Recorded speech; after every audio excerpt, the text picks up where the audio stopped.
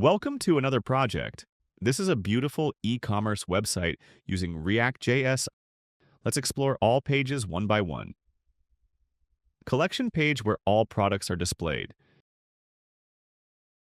User can apply different types of filters like men's, women's, kids, and top wears.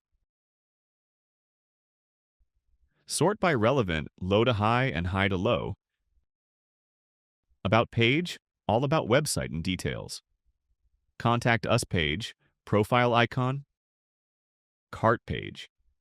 At this time it's empty. First we need to add some product. Back to home page and select any product.